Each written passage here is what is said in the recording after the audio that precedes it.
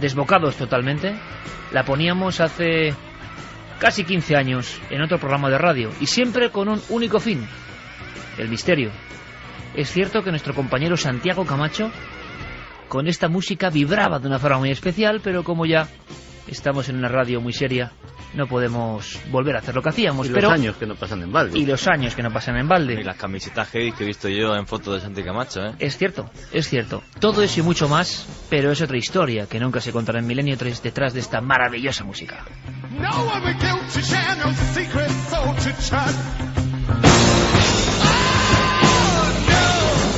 Y ahora seguimos, era un pequeño guiño, porque de verdad que está la cosa mal para la información, porque a raíz de una historia como esta que nos puede parecer lejana, en Perú, se ocultan muchas cosas, tantas como qué información nos brindan los medios en muchas ocasiones, y nosotros somos medios, ¿eh?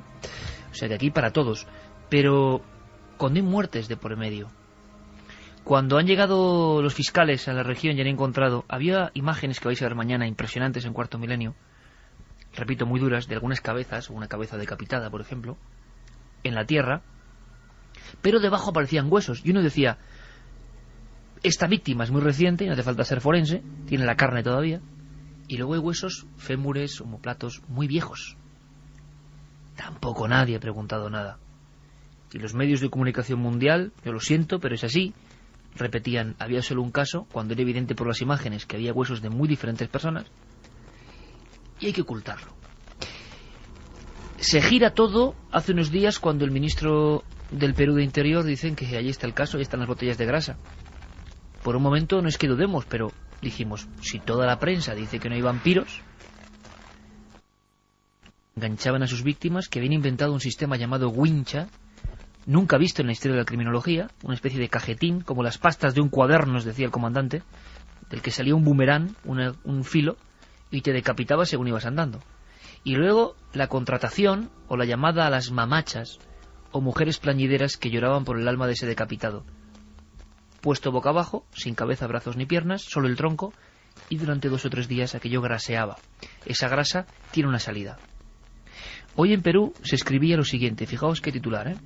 ¿Los medios de comunicación protegen el mercado negro de la grasa humana? ¿Por qué pretenden hacernos creer que es solo mito lo de los pistacos? O sea, que en unos días hemos pasado de que todo era una burda invención del gobierno peruano, que solo los idiotas, añado yo, como nosotros me imagino, pueden creer en que haya sacamantecas, y que qué burda tontería es esta. Y uno piensa, informes, policía, víctimas y detenidos. Los detenidos, al fiscal de Lima, han declarado lo que ya todos intuíamos: la grasa no era para crema, sino para ritos satánicos. Y la declaración del fiscal a Beatriz Jiménez, periodista compañera del Mundo en América, en Perú. Pero nadie pregunta nada. Nadie pregunta nada. El fiscal de la 57 Fiscalía Provincial Penal de Lima, Jorge Sanz Quiroz, dice que uno puede creer en pistacos o no, sacamantecas o no, pero ahí están los datos. Los litros de grasa humana, que eso se olvidó, dataciones o identidades de las personas que compraban, y la sensación de que en esa trama la brujería debe ser mundial. O sea, no solo era para hacer brujería en Perú. Esto ha ocurrido más veces, dice Santi Camacho. Nadie va a rectificar, y cuando uno busque, como se hace hoy todo en día en el buscador, encontrará, por ejemplo, la historia de los sacamantecas de Perú es una patraña. Pero como titular, como si se hubiera descubierto eso, uno ahonda en la noticia original, y es que eso es lo que ha dicho el director regional de turismo de la zona. Claro, ¿qué va a decir? Se les ha desplomado el turismo un 81%. Pero que nadie, con un caso criminológicamente el más espantoso, creo yo, de los últimos 50 o 100 años, comparable por el sadismo y lo ritual a la familia Manson, a Vlad Tepes, a Jack el Destripador, que ni un solo periodista acuda al comandante que lleva la investigación, que ni uno pida los análisis. ¿A qué estamos jugando? ¿Qué está pasando? Yo os lanzo la pregunta, amigos, y me gustaría tener vuestra respuesta. ¿Qué nos están contando? ¿Cuántas historias que no son pobre gente del Perú que han matado, mucho más graves, se está contando, yo que sé qué verdad? Yo decía en mi columna que al final la historia de los sacamantecas real de Perú intuíamos y creíamos que era verdad, teníamos los datos, quedará pues eso, sí, para cuarto milenio, milenio 3. Solo con eso muchos bienpensantes, más o menos críticos o que creen saberlo todo, ya pueden decir en la sociedad que bueno, son historias de fantasmas. No, oiga. Aquí los fantasmas tienen nombre y apellido. Isabel Matos Aranda, la última víctima, y tantos otros, muertos. Y comunidades que quitan la grasa para brujería que va a Europa. ¿Esto no es un tema impresionante? Bien, pues ¿por qué no interesa? Algún impacto parecido, y menor, solo me lo he tomado cuando en Cuarto Milenio hablamos del atentado al Corona de Aragón, que siempre había sido un hecho extraño en la transición, un incendio, casi, si no recuerdo mal, 80 o 90 muertos, un acontecimiento nunca bien esclarecido. El Heraldo de Aragón, un medio regional, no nacional, se encarga de una investigación increíble, y trazas de napalm y cosas muy raras. Lo contamos en Cuarto Milenio y quizá por contarlo en Cuarto Milenio se puede esbozar una sonrisilla por parte de algunos, bueno, pero ni un periodista preguntó. Nadie nos pidió informes, nadie dijo una sola palabra. Cuando uno habla de un castillo con fantasmas, o yo qué sé, o de tantas y tantas cosas que entran en nuestro cajón desastre y nuestra concepción del periodismo, entonces sí que puede haber críticas, risitas, tonterías, pero cuando hay un caso como este tan grave, el de Perú o el de Zaragoza, nadie pregunta nada. Santi, tú decías que es la vieja historia, yo creo que no es solo del periodismo español, sino el periodismo internacional. O es la falta de medios, o es la desidia, pero no se puede coger un teléfono, como hizo Carlos Largo, y llamar directamente a la Policía Científica de Perú para que nos cuenten qué hay de verdad. No, y además es que has citado los intereses económicos, los intereses turísticos, pero hay una cosa que termina contaminando todas estas cosas, que son los intereses políticos. Es decir, sin ser un experto en política interna peruana, leyendo pues un par de docenas de titulares y de las noticias que llevan escritas, uno termina sacando la conclusión de que allí ha sucedido con esto lo que ha sucedido aquí y en muchos otros países, en esta época y en otras, con muchas circunstancias. Es decir, la oposición y los medios de comunicación adscritos a las posturas de la oposición del gobierno X, no estamos hablando de ninguno en concreto, ven algo que potencialmente se puede servir pues para hacer dimitir a un ministro del Interior, como es el caso, que está recibiendo ataques durísimos a raíz de esta historia, para minar la imagen de un gobierno, para etcétera, etcétera. Y la verdad al final es lo que menos importa. Es decir, tú estás encasillado en tu postura, cuentas lo que toca en el guión de la línea editorial de tu medio y básicamente pues por ahí avanzamos. En cuanto a lo del mito, pues mira, hay un caso que siempre me ha fascinado y que es muy claro en ese sentido, el famoso caso de Adolfo Jesús Constanzo y Sara Alderete, los narcosatánicos de Matamoros. Si Constanzo y Alderete no cometen el error en su día de cometer sus sacrificios humanos atroces con dos ciudadanos estadounidenses, a día de hoy estaríamos hablando del mito de los narcosatánicos, que por ahí por México se dice que los traficantes de droga sacrifican a gente, pero bueno, ¿quién se va a creer eso? Si, novelones, ¿no? Efectivamente. Sí, el gran error que cometieron estos dos personajes fue que cayeron en sus redes dos gringuitos, dos jóvenes americanos que realmente los ciudadanos estadounidenses pues saben que tienen una protección en todo el mundo, que es que su gobierno va a remover Roma con Santiago para esclarecer cualquier desaparición, cualquier cosa extraña, cualquier muerte violenta. Y si no es por eso, insisto, a día de hoy sería la leyenda de los narcosatánicos, no la realidad de los narcosatánicos, ni la tremenda historia que incluso ha dado lugar a películas. Y de nuevo les pillan con las manos en la masa, porque encontraron en el caso de los narcosatánicos una gran olla que todavía contenía restos humanos, sangre, igual que en el caso de los pistacos, con esas 17 botellas, que no es ni una ni dos, son 17 botellas de grasa humana, analizadas, y que en un principio... Pero en un momento dado es como si no existiese la grasa humana. O sea, la hemos visto en todo el mundo, ya, pero no existe. Hay otra cosa que yo veo incluso peor, y es que parece que estamos hablando que el hecho solamente acontece y solamente toca a una pequeña zona de Perú, que por desgracia es un país en vías de desarrollo y está tan lejos, tal, completamente falso.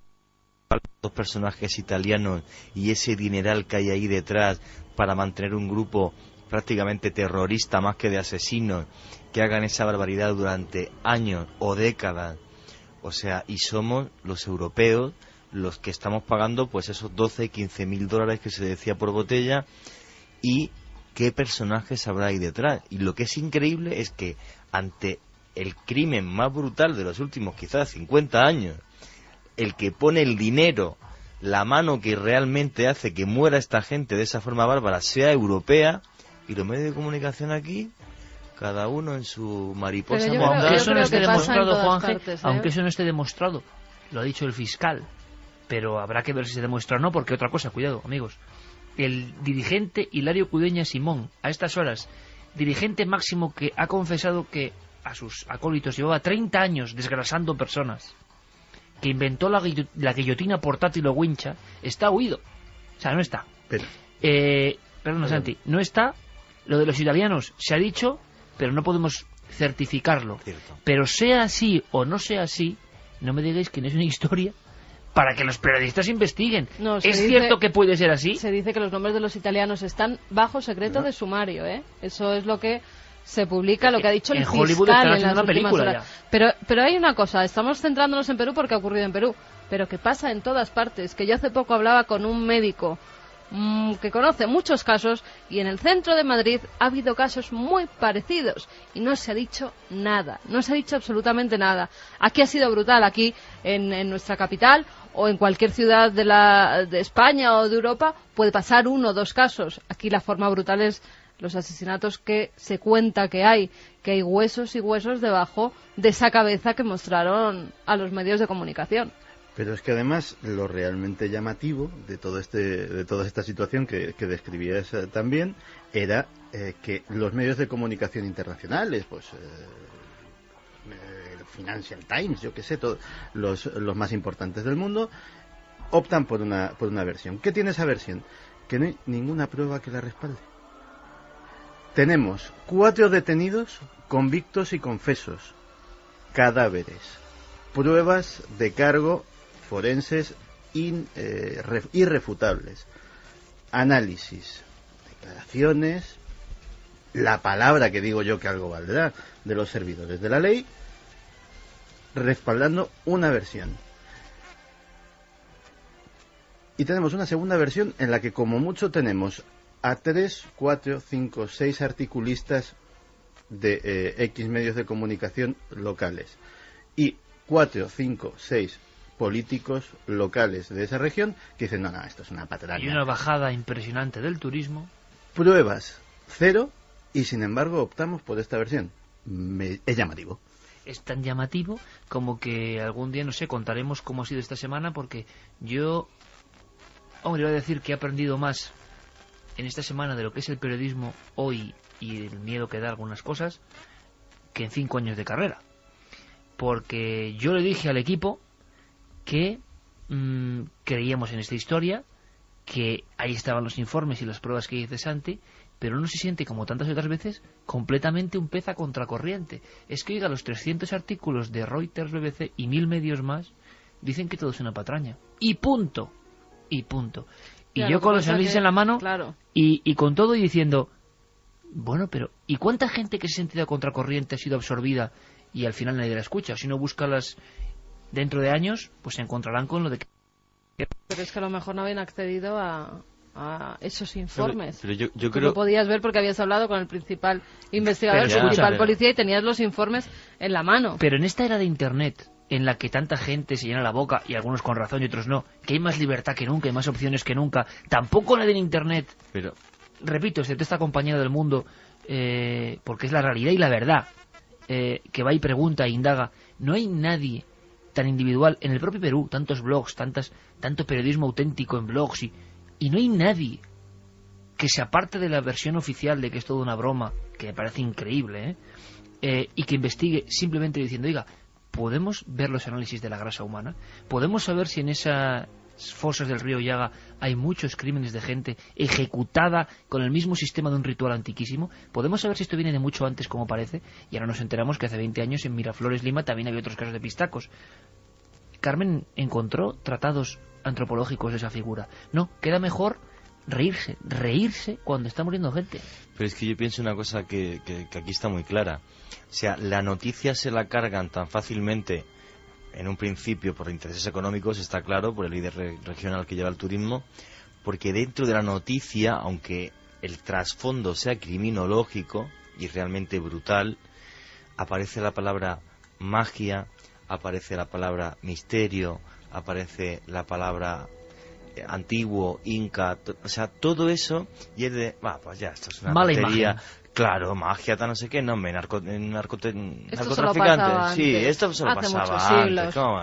Es imposible. Que no, que en todos los países lo hemos tenido. Revolverse ante lo ancestral porque era mala imagen. Sacamantecas, que es que tenemos informes de sacamantecas que fueron pillados, que fueron incluso el hombre del saco, que se ha visto siempre como un personaje con el que nos meten miedo de niños, y resulta que son personajes reales, que todavía mucha gente no sabe que estos personajes son reales y que los hemos tenido aquí. A mí algún crítico de televisión, no sé cuándo, se reía de cuando hice una presentación sobre el hombre del saco.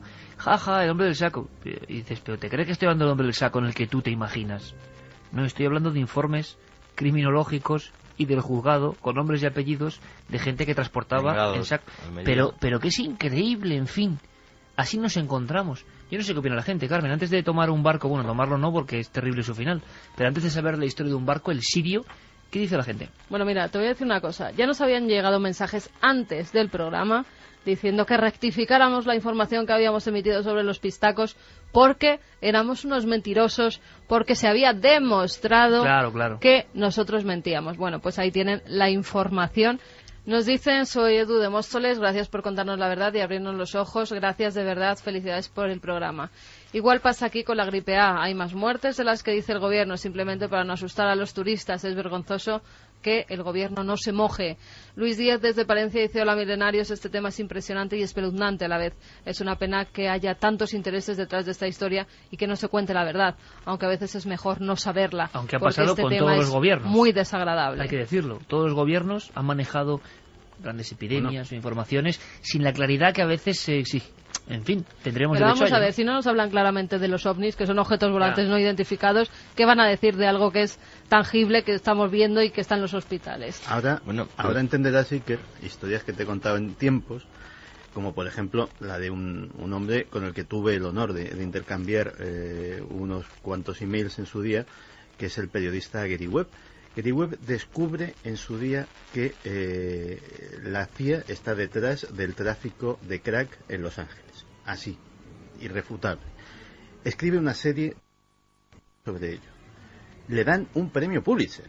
O sea, no es que no se lo dan a cualquiera. No le dan el premio del barrio, ¿no? No, le dan y la recompensa que obtiene por todo ello es que le despiden de su periódico, del San José Mercury News, y una muerte en muy extrañas circunstancias. Llegados a ese punto, mucho miedo, sí, sí lo da. De todas formas, pienso que estamos dentro de una corriente de idiotización de la sociedad provocada por los medios y por la sociedad en sí. Porque, por ejemplo, esta semana ha sido el aniversario de una de las cosas más terribles que han sucedido también en las últimas décadas, que fue Bhopal, la catástrofe de Bhopal. Esta semana ha sido, no recuerdo exactamente... 25 años, sí. Pero algunos medios se han hablado, años, pero muy poquito. Pero es que, Iker, o sea, lo que queda en Bhopal, bueno, claro, miles de personas, o sea, efectivamente, miles de personas afectadas por aquella multinacional norteamericana que tenía allí una fábrica de pesticidas, que están muriendo de cáncer, niños, y nadie hace nada. Y pasan la noticia del 25 aniversario de lo de Bhopal como el que llover y nadie hace nada, ni pasa nada, que se mueran ahí en la India. Investiga nada. Y si se mueren 1000 más al año, pues 1000 más al año. Más yo sí tengo que decir, a las 3:27, y seguimos oyendo, que hay una cosa que es cierta, y es que en esta casa en concreto, en la cadena SER, donde por fortuna estamos, y desde donde nos escucháis, jamás han puesto cortapisa en ninguna investigación. Y eso es verdad, que eso después de 9 años, hay que decirlo, sí. Y la libertad que hemos contado por parte de los directores de la cadena SER, a mí esta me sorprende, porque, en fin, siempre nos han dejado ser absolutamente libres, y uno se da cuenta que eso sí que es un milagro en los días que corren. Javier Pérez nos dice, a los que ahora estamos estudiando periodismo nos dicen algo que me parece muy cierto: la sobreinformación es también una forma de desinformación. Sí, señor, qué buen mensaje que bien contado, Sobreinformación en el sentido de que hay tanto que ya nadie sabe que es verdad y que es mentira, que eso lo llevamos advirtiendo hace mucho tiempo. Víctor Minaya decía, suponen que los pistacos utilizan la grasa para refinar ingredientes de brujería y como un potente combustible. Ana de Mallorca, como decía Expediente X, la verdad está ahí fuera, y yo digo, y hay alguien que la esconde. No solo en noticias y en el campo de la investigación científica, se eliminan los pacientes indeseables, se publican los estudios cuyos resultados no interesan. Me imagino que en todos los campos se oculta información. La gente solo le interesa lo que dice personajes del corazón, nos dicen, así que son muy vehementes ellos. Que si dijeran esos la noticia, pues que entonces harían caso. También nos dicen, buenas noches familia milenaria, me parece indignante que los gobiernos jueguen con vidas humanas, con fines económicos y turísticos, con total libertad. Vamos a embarcarnos, vamos a marcharnos hacia un viaje que se llenó de bruma y de misterio. Una historia que rescata de ese archivo de lo olvidado nuestro compañero Carlos Largo. Mucha atención.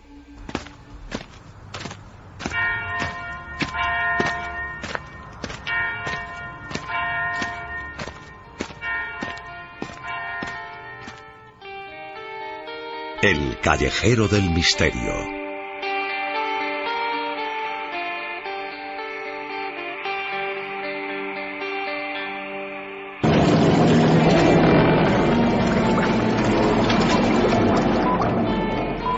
Desde hace siglos España ha sido protagonista de innumerables tragedias marinas que se han cobrado la vida de cientos y miles de personas. Casos en los que sus tripulantes fallecieron en muy pocos minutos, pero que sin embargo se han ido olvidando con el paso del tiempo. Por ello, en el Callejero del Misterio, nos sumergimos hoy en la historia de la calle Sirio, situada en la población murciana de Cabo de Palos.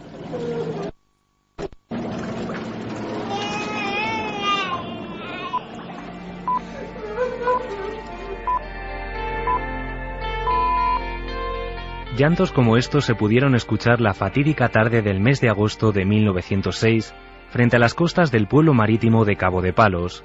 El gran transatlántico sirio que realizaba la ruta entre la ciudad italiana de Génova y la argentina de Buenos Aires encallaba en el Bajo de las Hormigas, una gran formación rocosa contra la que el barco había colisionado, desencadenando su inmediato hundimiento.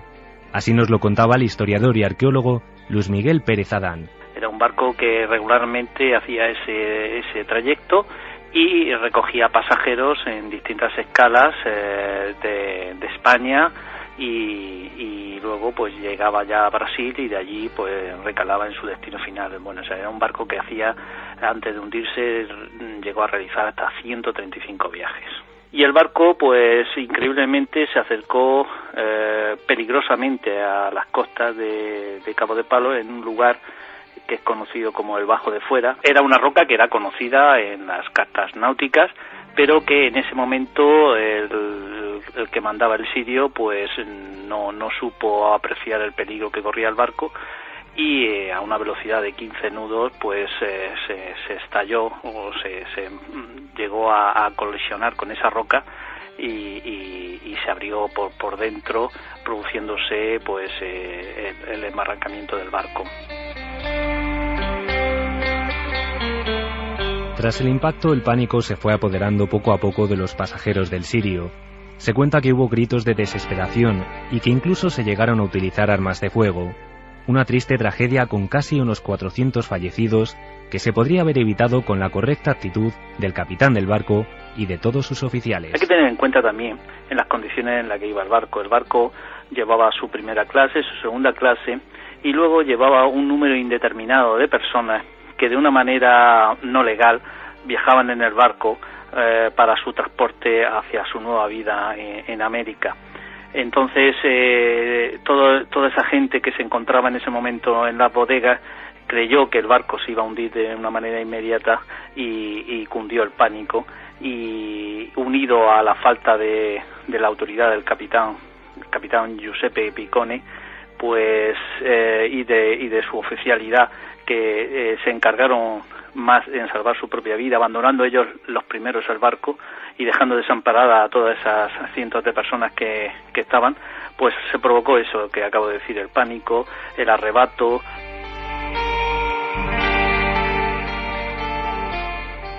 Desde sus primeros días, la prensa de la época comenzó a hacerse eco del suceso, la catástrofe de Cartagena, titulaban algunos periódicos. Y es que, sin duda alguna, la tragedia del Sirio ha seguido teniendo una enorme repercusión posterior, sobre todo por sus curiosas casualidades con la tragedia del Titanic. Hay que tener en cuenta que hay muchas similitudes, salvando las distancias, que nos encontramos en verano y en el Mediterráneo, pero sí es curioso comprobar cómo, por ejemplo, el capitán estaba realizando su última travesía porque estaba muy pronto a jubilarse. Hay un misterio también que ocurre con la caja fuerte. Era un barco correo, había muchas personas que llevaban toda su fortuna hacia América y esas joyas, ese dinero se depositaba en la caja. La caja fue rescatada después de varios días del naufragio y estaba totalmente cerrada, sin haber sido forzada, pero en su interior no había nada, ¿no? Que la historia de este naufragio es la historia también de un saqueo, de un robo continuado a lo largo de varios días, incluso en el propio momento de producirse la tragedia. Y el hecho de colisionar contra un objeto en la mar, en el caso del Titanic fue un iceberg, pero aquí fue una inmensa mole de roca, pues hace que muchas personas a lo largo de los años hayan identificado la tragedia del Sirio como el Titanic del Mediterráneo. Pero no acaban aquí las dudas sobre el Sirio. Una vez más, antes y después de que se produjese el incidente, los testimonios de algunos de sus pasajeros lo convirtieron en un enigmático misterio. En el barco viajaba una de las pasajeras más famosas, era la Tiplé Lola Millanes, que era una conocida cantante de zarzuela y de ópera que se trasladaba a América a hacer su gira y que antes de salir de Madrid, pues a sus hermanos les vaticinó un poco que tenía miedo de hacer ese viaje porque tenía malas sensaciones. También hay casos curiosos como la familia Serafín, una familia italiana que viajaba junto a sus 10 hijos y perecieron todos al completo.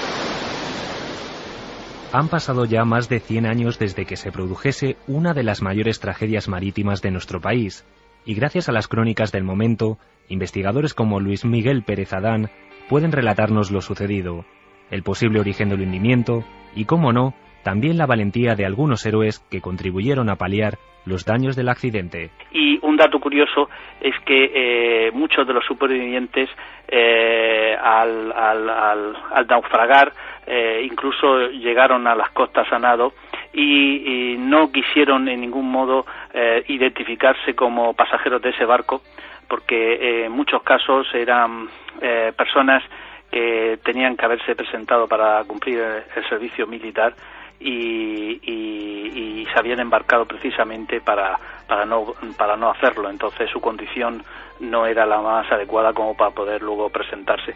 Pero más o menos las cifras de los 892 pasajeros que se pueden contabilizar, pues supervivientes hubieron unos 500 y fallecidos cerca de la cifra de 400 personas. Hay que tener en cuenta que esas 400 personas fueron salvadas por la actuación de una sola persona, la de un capitán de un pilot llamado Vicente Buigues, que con una acción totalmente heroica consiguió hacer el mayor rescate de náufragos por parte de un civil.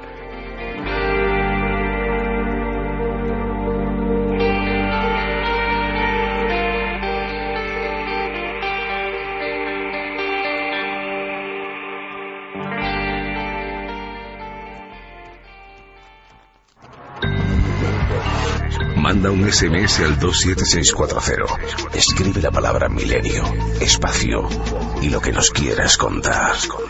Comentaristas de Milenio 3. Sabemos que siempre hay alguien al otro lado. Bueno, pues estamos seguros, después de este viaje, estamos seguros de que el pueblo y sus historias le hubieran gustado mucho a nuestro amigo Jacinto Molina, que si decimos eso, pues casi nadie sabe de quién estamos hablando. Paul Nash, evidentemente, que nos dejaba hace unos días. de alguna forma nosotros quisimos y estuvimos presentes en ese último momento, acompañando al buen actor Paul Naschy, que dedicó su vida al terror sin ningún tipo de complejos y que era una autoridad mundial reconocida, sobre todo fuera de España. En fin, suele suceder. Amigo Paul, seguro que está muy cerca de la luna llena, pues un abrazo para ti. Es más, había luna llena cuando falleció. ¿Ah, sí? No podía ser de otra forma. No podía ser de otra forma. Paul estuvo muchas veces en Milenio 3 y en Cuarto Milenio. Y en fin, le recordamos con muchísimo cariño como un auténtico pionero, Waldemar Daninsky, al que le dio vida tantas veces, ¿no? Mira, él le hubiera gustado este pueblo que sé que os va a gustar a vosotros. Sabéis que buscamos rápidamente puntos del mapa con nombres increíbles. La Aparecida... Bueno, en fin, mil sitios. ¿Sabéis a dónde nos vamos, Juanje? No. En Asturias, que tú conoces muy bien Asturias, sí, porque investigas mucho por esa zona, hay un sitio que se llama La Degollada. Dios santo. La Degollada. ¿Qué puede tener una pequeña aldea de 5 casas apenas en la verde Asturias para que le pongan ese nombre? La Degollada. ¿Qué historia hay ahí? Hemos buscado. Esther García, una escritora de la zona, que además nació al lado de La Degollada, nos cuenta el porqué. El origen del pueblo dice que en La Degollada, en un campo que hay allí que se llama el Campo de la Cruz, pues que allí degollaron a los mouros. Mouros, que decimos mouros en la lengua asturiana, y que realmente no creo que se refiera a los moros que estuvieron aquí hace unos cuantos siglos, ¿no? Sino que se refiere pues más bien pues a un sitio. La palabra mouros siempre aparece junto a lugares donde hay agua, donde hay pues fuentes, lagos. Allí en La Degollada hay también una fonte que se llama Fonte Los Mouros en la sierra, y hay cerca de otra fonte que se llama Fonte Fría, que también allí pues hay una leyenda, y otra de la Fonte El Regueiro, que también hay una leyenda de mouros allí. Un lugar muy pequeño, con apenas vecinos, muy poquitos, y un montón de leyendas. ¿Por qué se concentran en estos lugares de nombre tan singular? Hombre, hay elementos del misterio que nunca pueden faltar. Es un pueblo muy pequeño, es una aldea de 5 casas, sin embargo es un lugar mítico, porque para ser tan pequeño tiene unas cuantas leyendas. Allí hay una fuente que se llama la Fuente El Regueiro, donde pues reside una encanta. Dicen que mora ahí una encanta. Una encanta es como si fuese una xana, como si fuese pues una ninfa, digamos en castellano, ¿no? Yo creo que es un lugar propio para encantamientos, porque esa fuente tiene muchos senderos que se cuelan allí por el monte. Y luego hay un furacón, que lo llamamos así en asturiano, que es como si fuese un túnel por debajo de la tierra, que no se sabe muy bien dónde termina. Atraviesa una finca por debajo del monte y de un prado que lleva este mismo nombre, se llama el Prado del Furacón. Entonces dice la leyenda que hay allí un tesoro escondido. Tesoro escondido, elemento básico. Primero, lo de los moros, el recuerdo atávico de batallas y de sangres, y un tesoro. En este caso, el tesoro de la pequeña aldea de La Degollada tiene un detalle curiosísimo. La iconografía y las guías, o lo que se ha transmitido de generación en generación, de cómo hay que buscar ese tesoro, que no es de cualquier forma. Parece ser que ese tesoro pues son unos bueyes de oro, que decía la gente, dice la leyenda, que hay que arar el terreno del furacón con unos bueyes gemelos para poder encontrarlo. Pero bueno, nunca se supo que nadie lo haya encontrado ni que nadie haya seguido pues lo que dice la leyenda. Sí que hubo intentó entrar en ese túnel, en ese furacón, lo que llamamos aquí chalgueiros, o hay algueros que buscan los tesoros por distintos sitios, ¿no?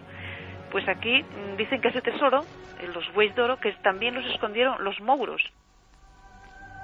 En fin, parece que culpables de muchas leyendas que siguen repartiéndose por España. Pero hay una cosa más. En un lugar tan diminuto, tan rico en mitología, nos hemos encontrado, en La Degollada, repito, a otro personaje que tiene mucho que ver con el norte de España y en el que aún algunos creen en su presencia casi mítica, la Encantá. Tenían miedo a verla, porque claro, la Encantá es un personaje que lo describen como un personaje, una mujer muy guapa, rubia, de melena rubia, que tiene un gran encanto, digamos, pero también tiene una parte pues que no es buena. El que la encuentre puede desencantarla, pero también ella lo puede llevar al lugar donde mora y le clava un peine, que tiene un peine de oro, y entonces la gente tenía miedo. Y cuenta también la gente que veían muchas veces pues bogadas de ropa, decimos allí, tendales de ropa, tendederos de ropa, de la que ellas lavaban en los montes de los alrededores. Entonces la gente del lugar pues cree en las encantas, eso, como mujeres hermosas, pero sin embargo también que, bueno, pues que tienen un punto de maldad. En fin, Juanje, que menos mal que en la España auténtica nos siguen quedando leyendas, historias, a las que si no fuera por gente como Esther García y otros cronistas que vamos investigando, nos van enseñando sus historias, esto se pierde sin remisión. Pues la verdad que sí, es una pena, ¿eh? Y además a la Casa de Asturias, desde aquí le mando un abrazo muy fuerte a Alberto Pérez Peña, que posiblemente es la persona, posiblemente no, es la persona que más libros ha publicado y más ha recopilado sobre lo que es la Asturias mágica de leyenda, que es la verdad que es una provincia y una región de España a la que yo adoro. Oye, Carmen, una cosa importante. Esto te interesa, Santi. Se acabo de decir, claro, uno ya no sabe lo que es, lo que no es, pero que pasa algo con el manuscrito Voynich, ese manuscrito con plantas y elementos tan raros, y que siempre se ha hablado de un códice antiguo dentro de él. Pues el titular dice el manuscrito Voynich posiblemente decodificado. Yo creo que es mucho decir para luego lo que está dentro de la noticia. Ese manuscrito al que hacía referencia Iker, que tiene esos símbolos extraños, esos dibujos. Plantas que no existen, por ejemplo. Bueno, pues llamado así por el coleccionista Wilfred Voynich, es el que lo muestra el primero en 1912. Es un código que por el momento dicen que nadie ha podido descifrar. Y eso que en tiempos de la Segunda Guerra Mundial utilizaron a muchos criptógrafos para intentar dar una solución a ese libro. Nada de nada. Pero nada. También las supercomputadoras se han puesto a analizarlo y de nuevo nada. Se decía que este libro podía ser que había sido escrito o por Roger Bacon o por John Dee, o incluso que era el Necronomicon del que hablaba Lovecraft. Bueno, ya una mezcolanza, vamos, en fin. También no sé qué falta, decía que había una sido copia en negativo de la Sábana Santa. O algo bueno, así, sí, o el Don Balón de hace 2 siglos también. Que había sido un fraude hecho por el mismo Voynich, con el que se había reído de todo el mundo. Pues bueno, ahora Edith Sherwood, una académica experta en el trabajo de Leonardo da Vinci, lleva 10 años estudiando el manuscrito Voynich y dice que cree haberlo decodificado. ¿Y qué dice esta buena señora? Pues dice que no hay que descifrarlo como un texto en inglés, sino que habría que descifrarlo como un texto en bable, escrito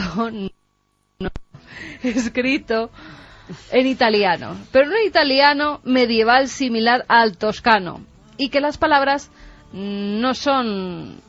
En fin, un lío, déjalo. Bueno, sí. Porque, en fin, espera, que las palabras son anagramas. Es que es tela, para descifrar también la noticia, tela marinera. O sea, la señora se ha vuelto tarumba. Y que se puede llegar a una interpretación bastante razonable del contenido del manuscrito, que puede ser una suerte de aulas de biología. A esa conclusión ha llegado. Pues que listo, la misma que han dicho mucha gente. Claro, al ver las plantas, ¿no? Claro, al ver las plantas que aparecen. Pues ha dicho eso y que está en italiano. Hombre, en vez de en inglés. Pero no se olvide una cosa, si alguien busca manuscrito Voynich, decodificado, ¿eh? Y se quedará así para el resto del mundo. Te digo una cosa. Como titular, la Sábana Santa falsa. Me pego 10 años investigando un libro y lo decodifico ya, aunque sea de alcoholismo o de depresión. No sé hablando de Sábana Santa, ya hay un follón tremendo. A ver qué opinéis. Vamos rápidamente con Nacho Ares, y es que la noticia principal de la historia es la polémica sobre las letras en la Sábana Santa. Ya hay gente a favor y en contra de este último libro que habla de letras. Lo escuchamos y volvemos.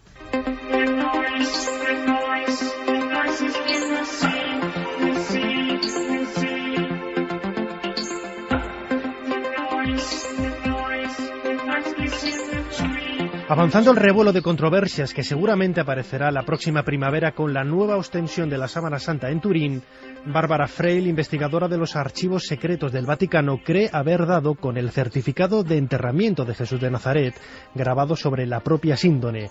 Escuchamos a Jorge Manuel Rodríguez Almenar, presidente del Centro Español de Sindonología. Bueno, lo primero que hay que decir es que la doctora Bárbara Freil tiene un currículum interesante, porque es una persona que ha estado estudiando directamente en los archivos del Archivo Privado Vaticano. Ahora bien, lo que pasa es que ha publicado últimamente un libro que se dirige directamente a hablar de la Sábana Santa, y entonces dice una cosa que no es nuevo. Es decir, esto, la primera vez que se mencionó que había unas letras en la síndone, pues fue en 1978 por el profesor Piero Ugolotti, Y después de esto pues se han presentado en varios congresos varias confirmaciones al respecto, pero que yo sepa no añade nada nuevo, simplemente recoge una investigación anterior y las confirmaciones que en distintos congresos se han dado.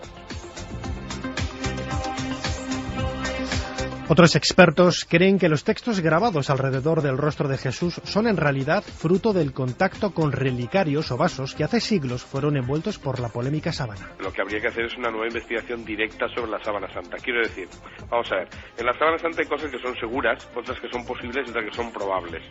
Cosas seguras, bueno, pues la investigación del año 78 al 81 que realizó el equipo norteamericano que la gente llama el STURP, esa es una investigación muy seria. ¿Por qué?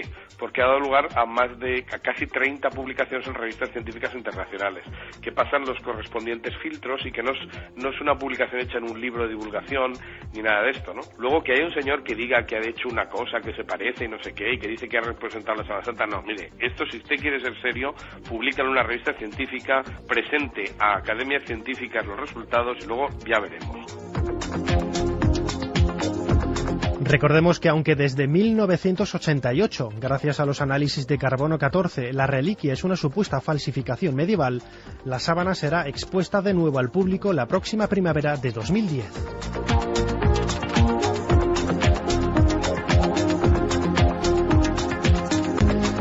El celo de los egipcios por recuperar su patrimonio ha llegado a extremos insospechados. La retención en la aduana de Miami de un sarcófago de la dinastía 21 ha levantado la polémica sobre las leyes y el valor que se quiere dar a estas piezas. Nos cuenta el caso el propio comerciante español implicado, Félix Cervera, gerente de la galería que lleva su nombre.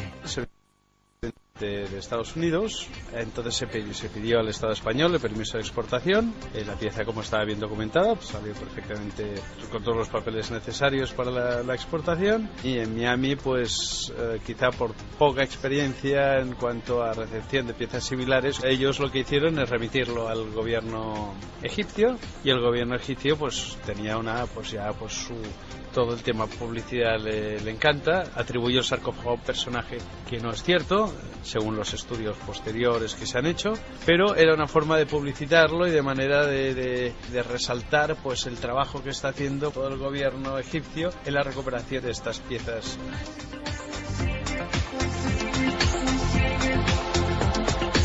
Egipto se agarra a sus propias leyes de finales del siglo XIX, contraviniendo los acuerdos con la UNESCO que el propio país firmó y que concedía la validez de las ventas realizadas siempre por los propios egipcios hasta la década de 1970. Aquí no hay denuncias ni Egipto contra nadie, ni yo contra nadie, sino nos estamos enfrentando Egipto contra el sarcófago y yo contra el sarcófago para ver de dónde procede. Egipto no creo que lo reivindique, puesto que sale más caro de lo que tiene que ser. Me temo mucho que tendré que donarla al gobierno de Estados Unidos. Aunque ha pasado más de un año desde que comenzó el envite, en septiembre de 2008 todavía no se ha encontrado una solución que satisfaga a este problema de $20.000.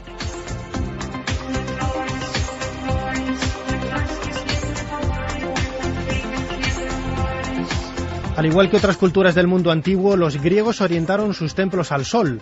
Así lo cree Alun Salt, de la Universidad de Leicester, quien después de estudiar la orientación de los templos griegos en Sicilia, de los 41 monumentos estudiados, 40 estaban alineados con el sol. Como parece lógico, no es un hecho casual. Esta teoría va en contra de la idea tradicional que hasta entonces se tenía de los templos helenos.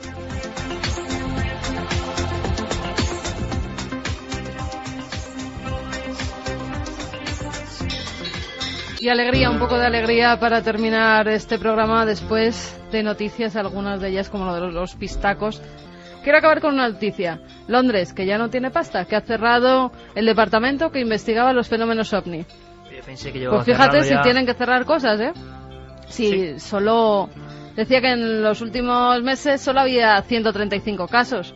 ¿Que para eso van a estar pagando 60.000 euros? Pues que no.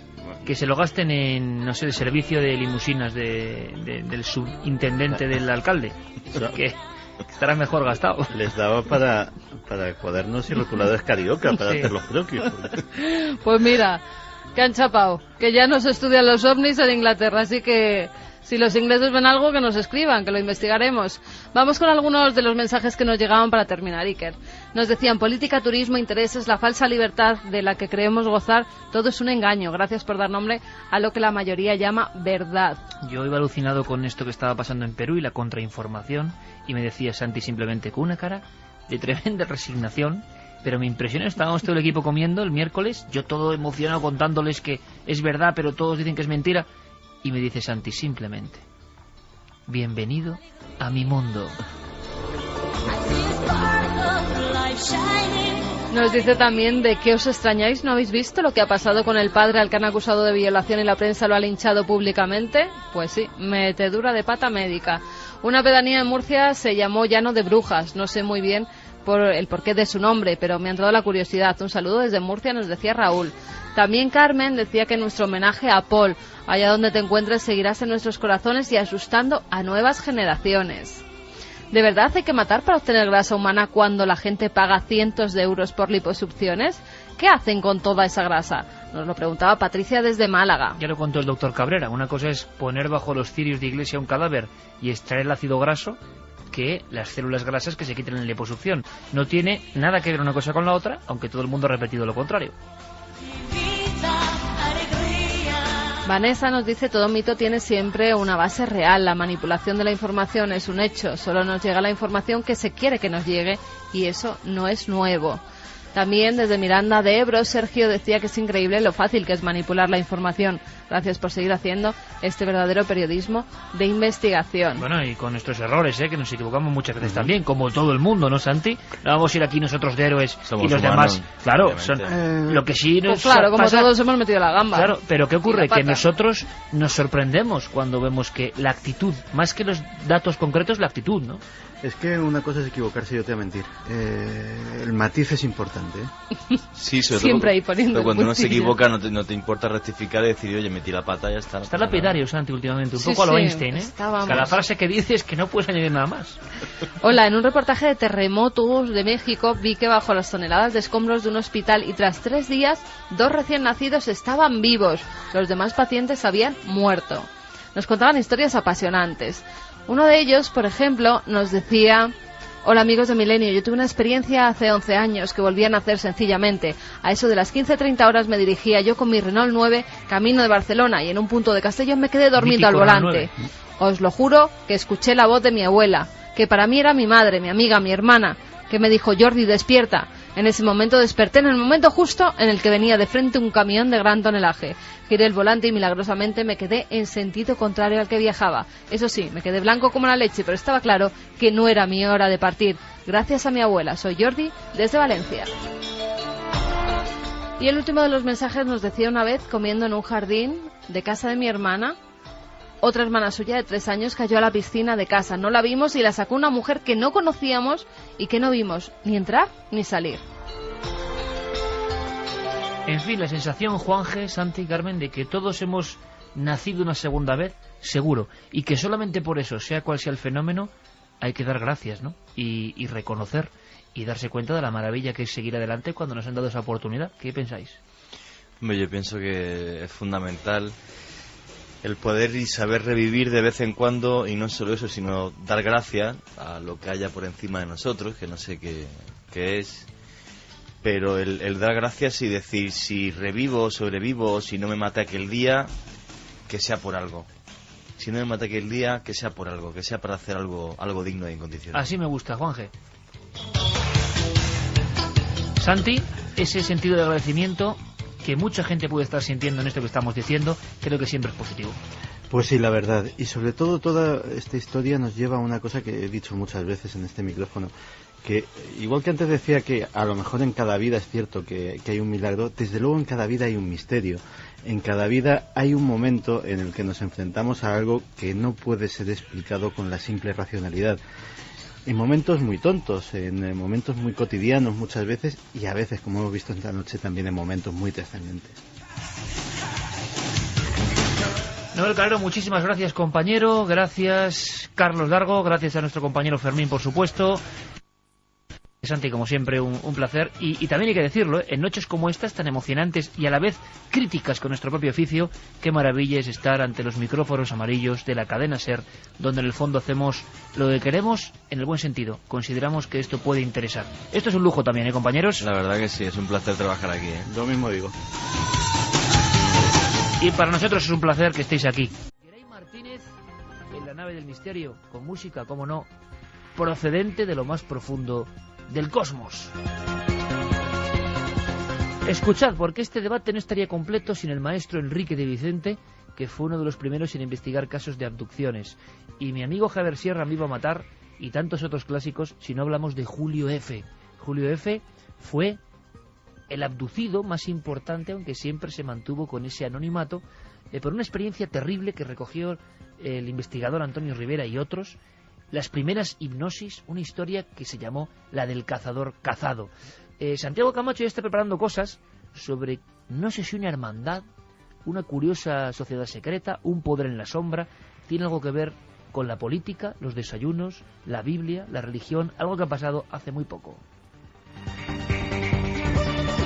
Pero escuchad, Enrique, esta es la historia que no podía faltar como colofón. Carmen ha leído un par de píldoras de ese catálogo donde hay casos de abducidos españoles.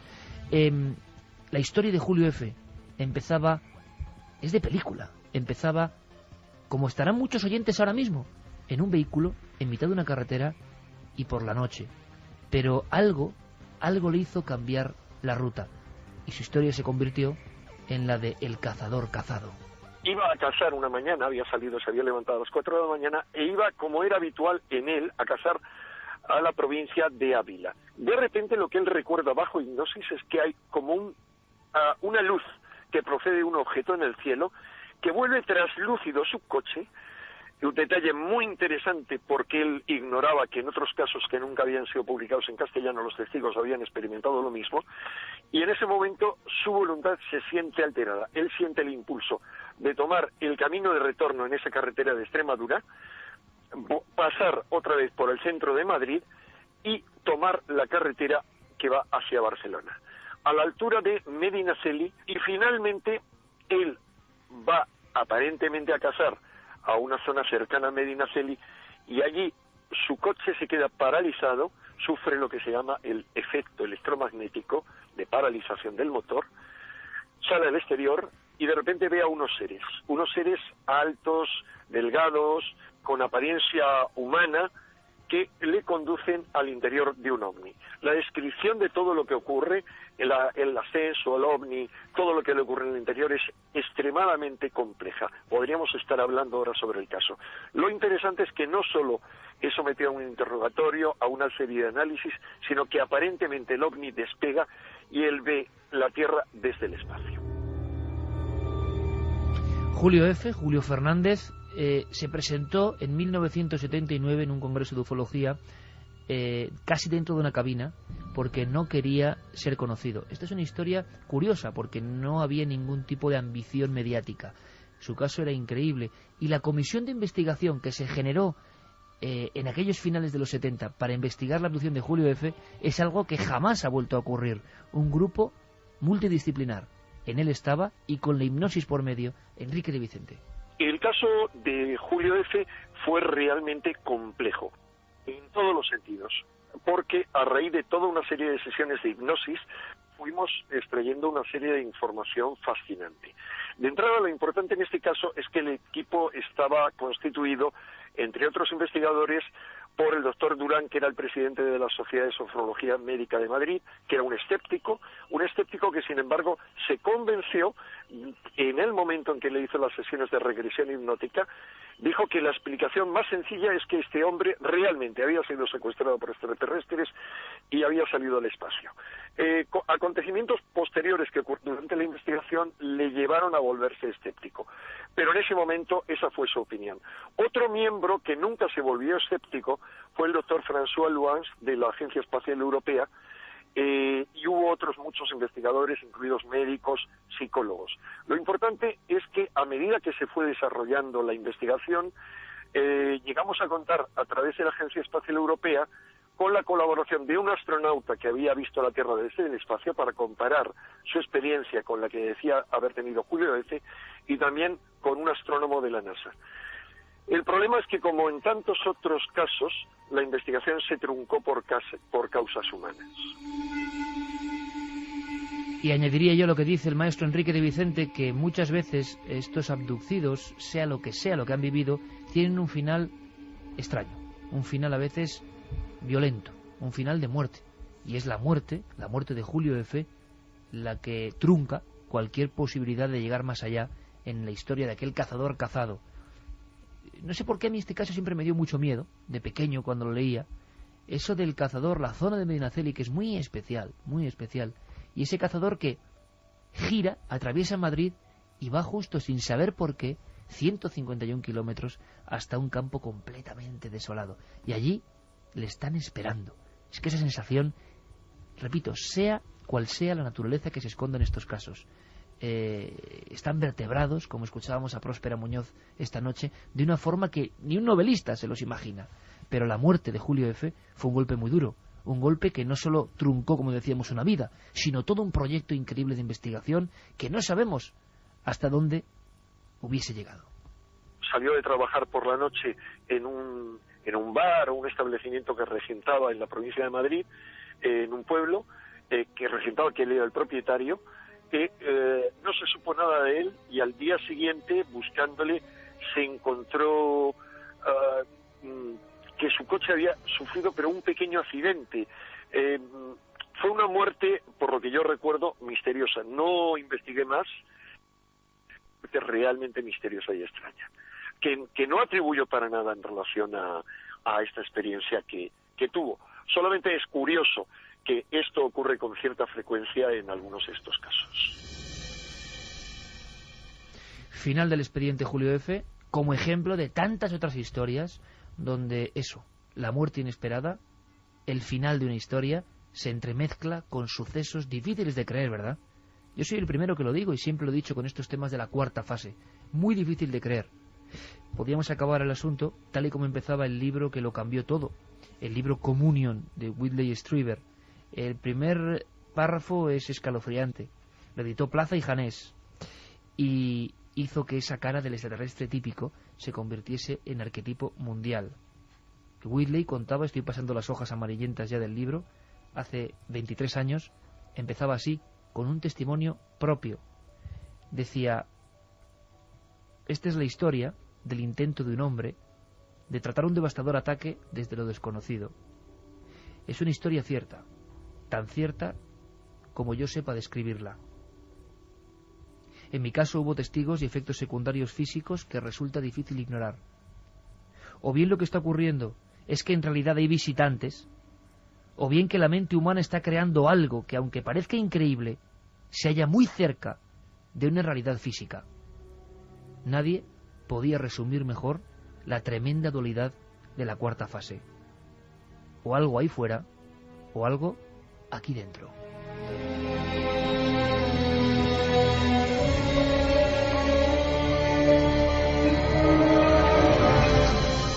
Ahora vamos a hablar de un animal muy especial, un animal que ha dado mucho que hablar en el mundo. Siempre se le ha relacionado, me decía hace poco el amigo Fernando Sánchez Dragó, con el mundo del ocultismo, con las presencias, con la brujería. Es, Yeray, este animal, ¿verdad? El gato que profetiza la muerte. ¿Qué se sabe?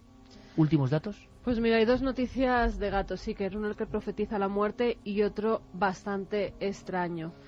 Uno se ha encontrado en Arizona. Tenemos incluso las fotografías donde se puede ver los restos de lo que parece ser un gato común, con algunas anomalías, porque tiene unos colmillos muy desarrollados, el cuello un poquito más largo de lo normal, las patas son las normales de un gato común, pero las pezuñas son bastante más grandes. Además parece, el cadáver está muy descompuesto, pero parece que tuviera alas en su espalda o algo que se podía parecer. Los veterinarios que lo han visto todavía no saben de qué se trata. Incluso en un principio se dijo que podía ser esa mítica figura que todos relacionan con el chupacabras. Bueno, los veterinarios están haciendo diversas pruebas para ver si se trata de un gato común deformado, que tuviera algunas deformaciones, y que el cadáver ha sido encontrado así por los cazadores, por una zona de Arizona que se llama San Carlos. Pero por el momento lo que sí que tenemos son las muestras y las fotografías. Si hay más noticias las daremos. Y viene ahora la historia de un gato muy poco común, un gato que se llama Oscar. Nos tenemos que ir hasta Estados Unidos, a una residencia de anciano donde vive este gato. A ver, Oscar. Ahí está Oscar. Bueno, yo no querría oír el maullido de Oscar. ¿Y por qué? Porque Oscar fue adoptado. Y fue adoptado con un fin: ser entrenado como gato de terapias para una residencia de ancianos y un centro de rehabilitación en Rhode Island. Las personas empezaron a darse cuenta, sobre todo los trabajadores, que a los 6 meses ese gato aparecía siempre en la cama de un difunto, en la cama de una persona que acaba de morir esa misma noche. Al principio lo dieron como una simple casualidad, pero cuando empezaron a surgir testimonios y testimonios de personas que decían que esa misma noche su compañero de al lado había recibido la visita de Oscar y que justo había muerto, pues empezaron incluso los estudios médicos, estudios como el de el médico David Sosa, que trabaja en esa residencia, David Dosa, perdón, que trabaja en esa residencia y que dice que puede deberse no a un fenómeno paranormal o un sexto sentido del gato, sino a unas feromonas, un olor que los humanos no podemos reconocer y que los gatos, en este caso sí, pero también en ese caso muchos gatos harían lo mismo que Oscar. ¿Por qué es especial? Oscar ha pronosticado ya más de 50 muertes en esa residencia y por el momento no hay una explicación científica de por qué a gente que a lo mejor está en una peor situación, está a punto de morir y Oscar no le va a visitar a la cama, va a otro y justamente ese otro que está mejor muere. Es algo que los médicos no se explican. Pero ¿tú te imaginas entonces estar en el hospital más o menos sano y que ves que poco a poco, por ejemplo, a estas horas de la noche, Oscar se te acerca? Claro, por eso la gente ya le ha cogido hasta un poco de pánico. Porque el gato normalmente convivía e incluso era una terapia de rehabilitación que se hace con animales, con perros, con gatos, que de verdad hay gente, ancianos que mejoran sus relaciones gracias a estos animales. Pero claro, ahora tienen pánico, cierran las puertas para que el gato no entre por las noches en su habitación, porque si reciben la visita de Oscar, saben que pronto van a morir. Vamos a dejar a Oscar tranquilo, porque su maullido a estas horas de la noche impresiona, sabiendo su extraña historia de animal sensitivo. Vamos a poner el piano de don Santiago Camacho, que se prepara para contarnos algo, como siempre, el en vez de la trama, que diría el mencionado Rivera, el en vez de la trama, la tramoya de las cosas, porque se ha hablado mucho de cierto encuentro, cierta reunión. Yo quiero saber más, quiero saber lo que nadie cuenta, y solo cuenta el Señor. Pues ha sido noticia esta semana el desayuno nacional de oración al que ha acudido el presidente José Luis Rodríguez Zapatero como invitado de excepción.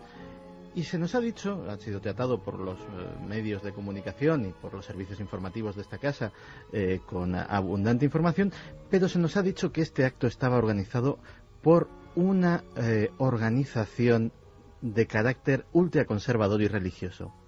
¿Pero qué organización es esa? En el corazón mismo de la capital estadounidense ha surgido un grupo de poder, muchos lo llaman sociedad secreta, que ha alcanzado una inusitada influencia en la vida política de este país. Bajo el nombre de The Fellowship, la comunidad, la hermandad, se esconde una organización de inspiración religiosa cuyas directrices influyen en las decisiones de congresistas, de senadores y hasta de presidentes. Silenciosa, discretamente, desde hace más de 3 décadas, una suntuosa mansión en Virginia se ha convertido en un escondite privado utilizado por líderes mundiales del más alto nivel, miembros del Congreso y del Senado estadounidense, e incluso artistas de fama internacional como el cantante Michael Jackson, para esconderse en los momentos en los que quieren tratar con personas, con otros altos cargos, discretamente, con embajadores, y llevar ahí lo más secreto de la diplomacia estadounidense. La mansión pertenece a The Fellowship, una influyente ONG cristiana que patrocina, como hemos dicho, el Desayuno Nacional de Oración, un acto muy popular en Estados Unidos. Desde su mismo nacimiento, las actividades de este grupo han estado presididas por el secreto. De hecho, el grupo habría permanecido en el más absoluto anonimato, de no ser porque los redactores del redactivo californiano Los Angeles Times emprendieron en su día una investigación para esclarecer qué había detrás de esta organización. El resultado no pudo ser más asombroso. Desde hace por lo menos 50 años, The Fellowship ha ejercido una impresionante y desconocida influencia en la política estadounidense.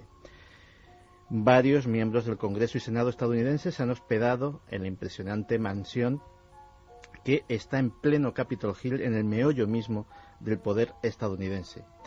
Parece ser que, aparte de sus inquilinos habituales, sirve además como punto de reunión, donde se celebran encuentros discretos entre políticos, personal del cuerpo diplomático destacado en Washington y otras figuras de relieve. Para hacernos una idea del grado de influencia que tiene esta organización, basta decir que tuvo un preponderante papel en los acuerdos sobre Oriente Medio firmados en Camp David en 1978, que no se podrían haber firmado de no ser por la intervención de miembros de este grupo. La mansión además se ha convertido en una suerte de santuario al que acuden muchos personajes influyentes en tiempos de tribulación. Es ya casi tradicional que congresistas y senadores que se están divorciando, por ejemplo, la utilicen como refugio mientras encuentran otra vivienda que la vivienda familiar que tuvieron. Y es que el credo de The Fellowship es ayudar a los de abajo ayudando a los de arriba.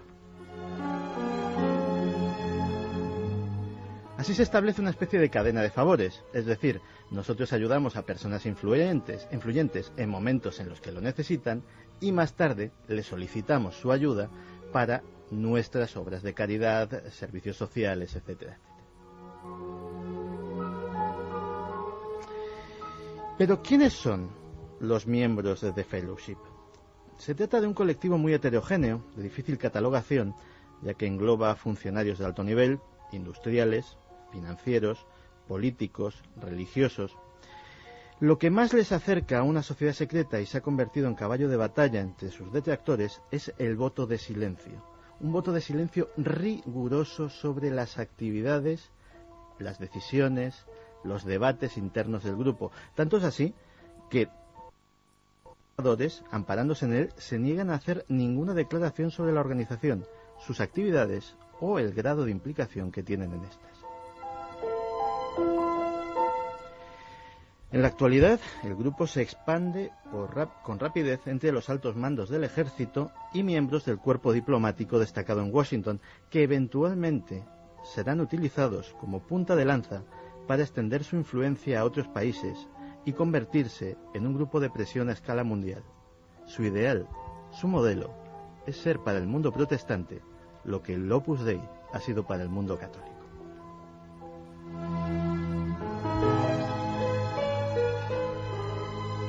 Y además, Santi, si se me permite el símil, hay algo de Club Bilderberg en este aspecto, reuniones que nadie puede saber, políticos de muy diferente signo, unidos por un desayuno de oración, por ejemplo, y reuniones donde se habla de cosas que no se hablan en público y que se guardan en secreto absoluto.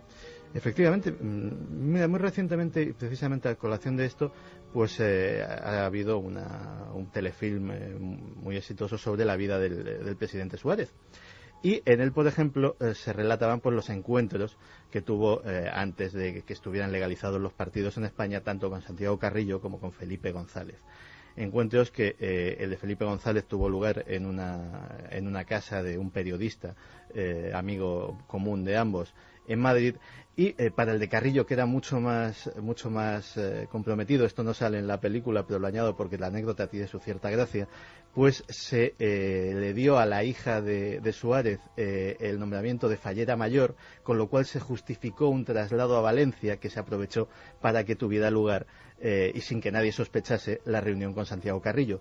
Pues en la mansión de la hermandad, en la mansión de este grupo, es donde ese tipo de reuniones que nadie puede ver, donde se juntan personas que son antagonistas, donde diplomáticos de países que pueden estar en guerra pueden reunirse sin que a nadie le parezca extraño ni haya micrófonos de por medio, pues ese es el gran poder, digámoslo así, que están teniendo en la política tanto interior como exterior estadounidense. Pero permíteme una cosa, Santi, importante.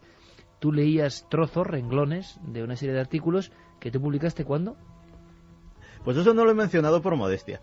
Bueno, pero estoy yo para decirlo. Pero creo, y si no es así, pues que me corrijan, que para eso están las vías de contacto. Creo que es debido a ser de las primeras personas que en su época, pues era como 10 o 15 años, escribí un día en la revista Enigmas un reportaje sobre esta organización que me pareció curiosa con todo este invento del Desayuno Nacional de Oración, etcétera, etcétera. Y la verdad es que me ha llamado mucho la atención que efectivamente al ser invitado como orador estrella el presidente Zapatero, pues se haya vuelto a poner de actualidad este tema, pero no se haya rascado en el trasfondo que tiene esta organización que es muy interesante. Pero yo simplemente tengo que decirlo porque es nuestro equipo. Hace 12, 13, 14 años, en una revista, entre comillas, que se entienda, marginal, de temas marginales, que muchos miran por encima del hombro como Enigmas, Santiago Camacho ya escribía sobre esto. Y de repente esto está en todas las portadas del mundo, con mucha sorpresa, nadie sabe quiénes son, y de pronto todo el mundo dice, caramba, qué curioso, desayuno, oración, Obama, Zapatero. Pues el señor Santiago Camacho ya hablaba de esta curiosa hermandad hace 15 años. Oye, dicho queda. Por cierto, investigación de nuestros compañeros Fermín Agustí y Carlos Largo. Yo pediría mucha atención para este documento a dos voces que vais a escuchar, porque están pasando cosas, y algunas en España, increíbles. Tienen que ver con el poder de comunicación de la mente humana. No han tenido, yo creo, el eco que deberían haber tenido, porque, claro, hay cosas que tienen que ver con la posible conexión de cerebros que pensábamos que estaban completamente desconectados ya, por el coma, por ejemplo. Pero también, aquí en España, ha habido un casco que puede ser casi prodigioso, que ha permitido cosas dignas de la ciencia ficción. Bueno, todo eso en este reportaje, la mente humana y sus límites. Científicos de Bélgica y Reino Unido han conseguido comunicarse con pacientes en estado vegetativo a través de unas novedosas investigaciones. El psiquiatra forense, el doctor José Cabrera, nos adelanta lo que las familias de afectados en coma siempre han querido, que ellos pudieran escucharles. Ya sabemos lo que las madres de los hijos en coma sabían hace mucho tiempo, que cuando se está con un chaval en coma y se le está leyendo algo, existe dentro de ese cerebro existen puntos que responden a ese estímulo, y eso es realmente apasionante. Ahora ya es toda una realidad, a través de la utilización de una resonancia magnética funcional que muestra imágenes de la actividad cerebral de los pacientes en tiempo real, lo que significa que es posible detectar todas sus respuestas. Nos lo cuenta José Manuel Nieves, director del área de ciencia de ABC. Normalmente todas las personas, según cuando hacemos nuestra actividad normal diaria, vamos utilizando para ello determinadas partes de nuestro cerebro, ¿no? Esas zonas, si tú utilizas imágenes por resonancia magnética, MRI, es decir, si te hacen pensar en ese tipo de cosas, en el escáner lo que aparecen son zonas de tu cerebro que se iluminan según la actividad que tú estés haciendo. Por ejemplo, todas las actividades relacionadas con el movimiento, con el ejercicio y con el deporte iluminan dentro del escáner una zona muy concreta de tu cerebro. Y todas las actividades relacionadas con el recuerdo o con los lugares que te son familiares, como tu casa, iluminan otra distinta. Entonces, ¿qué es lo que hicieron los científicos? Cogieron a un grupo de pacientes que estaban en estado vegetativo y les sometieron a una serie de preguntas muy fáciles. Dijeron, imagínate que estás jugando al tenis. Al imaginarse que estás jugando al tenis, se ilumina la zona del cerebro propia de que estás haciendo una actividad física. Y ahí la tenemos. Después les dijeron, ahora imagínate que estás sentado tranquilamente en el salón de tu casa y se ilumina otra zona diferente. Teniendo esas dos zonas completamente identificadas, la cuestión es que lo que les dijeron fue utilizar esa información como si fueran respuestas sí y respuestas no. Sin embargo, a pesar del gran avance que supone este descubrimiento, los especialistas recomiendan ser cautos ante los resultados obtenidos en estas investigaciones. Los propios autores, como el Dr. Stephen Lawrence, nos advierten sobre los posibles problemas éticos que podrían conllevar. Abre un nuevo espacio donde pienso que necesitamos preparar lo que vamos a realizar con esta nueva tecnología. Podemos hacer grandes preguntas con ella y podría tener un importante impacto médico, ético y legal. Tenemos que pensar en cómo trasladarlo a la vida real y a las aplicaciones médicas. No solo los avances se producen a nivel internacional. Aquí en España, un grupo de científicos de neuroingeniería biomédica de la Universidad Miguel Hernández de Elche han creado un casco gorro que podría interpretar los pensamientos de personas discapacitadas y trasladarlos a un ordenador. Nos lo cuenta el investigador Eduardo Fernández. Básicamente se trata de registrar la actividad cerebral mediante electrodos similares a los electrodos que le ponen al hospital a hacerse un electroencefalograma. Esa información se manda a un ordenador y el ordenador es capaz de interpretar qué es lo que pretende hacer el sujeto. Por ejemplo, pues escribir una palabra, una letra o desplazar un ratón en el ordenador, hacer clic. Cuando tú estás, por ejemplo, el ordenador te sugiere y se interpreta que quieres escribir, por ejemplo, una palabra, empieza a sugerirte letras, tú te fijas en una letra en concreto, si quieres escribir la A, y el ordenador detecta cuando estás fijándote en esa letra, hay una actividad cerebral concreta que es un poco lo que se está basando. Como vemos, una tecnología útil y práctica que sin duda alguna permitirá a cientos de personas afectadas a recuperar la esperanza y mejorar su día a día. Dentro del laboratorio lo que estamos trabajando es en desarrollar dispositivos y sistemas que puedan ayudar a mejorar la calidad de vida de personas que tienen problemas motores o sensoriales. En este caso estaría dirigida para personas con problemas motores, por ejemplo, pues tetrapléjicos, personas con esclerosis múltiple en fases ya muy avanzadas, personas incluso pues con daño cerebral que no pueden utilizar sus extremidades. Hay que tener en cuenta que el sistema evidentemente es más lento que si puedes utilizar el ratón. Entonces está dirigido a ese tipo de personas y lo que hemos presentado en cualquier caso es una posible aplicación, pero el mismo tipo de tecnología se puede utilizar, por ejemplo, pues para que la persona pues pueda llamar a sus cuidadores si están en otra habitación, pueda encender o apagar la luz, encender la emisora de radio, de televisión, subir o bajar el volumen, etcétera. De hecho, estamos colaborando con asociaciones de afectados un poco para intentar priorizar aquellas necesidades que de entrada puedan ser más útiles. Ahora yo os lanzo la pregunta, ¿esto no es ciencia ficción? ¿Esto no es la ciencia ficción que de pequeños veíamos en las pantallas de la tele y del cine? Manejar aparatos con la mente. Lo que yo creo que, nunca imaginé que se podría llegar a vivir y está empezando a pasar ya. Y además quiero romper una lanza en favor de científicos como este que nos hablaba, ¿no? Español, porque si entraré un poco en mea culpa, hay que decirlo claro. En ocasiones, cuando hablamos de la ciencia como una entidad que esconde pruebas, que a veces no nos permite con claridad o ha sido muy escéptica en cuestiones que a nosotros nos interesan, la ciencia más dogmática, que no es la ciencia, sino personas concretas de la ciencia, que no han permitido que algunas cosas extrañas, misteriosas, apasionantes se abran paso. Tantas veces hemos contado la historia de Altamira y tantas cosas, ¿verdad? El dogma imperante. Bueno, pues a veces, repito también la palabra, por comodidad se dice, bueno, es que la ciencia no ha querido, la ciencia no. La ciencia también la compone gente como esta, gente que hace milagros para que gente que lo pasa muy mal intente vivir mejor. Personas que desarrollan su trabajo a veces con penuria económica increíble y que designan una parte de su vida en intentar, por ejemplo, crear este casco mágico, milagroso, que hace posible que personas que no se pueden ni mover, ni pueden hablar, de alguna forma tengan un nexo con nosotros. La ciencia también es esto, y hay que decirlo muy claro. Y nos sentimos muy orgullosos de los científicos que siguen trabajando para construir un mundo mejor. No siempre la ciencia es el espectro de bata blanca que no permite, por ejemplo, que se hable de misterio, ¿no? Y hablando de esto, de las situaciones entre la vida y la muerte, el coma, estados de los que bueno, pues recibimos habitualmente muchas cartas, ¿no?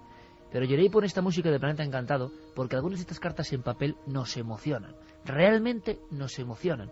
Es una carta para todo el equipo y creo que el equipo tiene que escucharla, todos, porque es una muestra de lo que genera también Milenio 3, ¿no?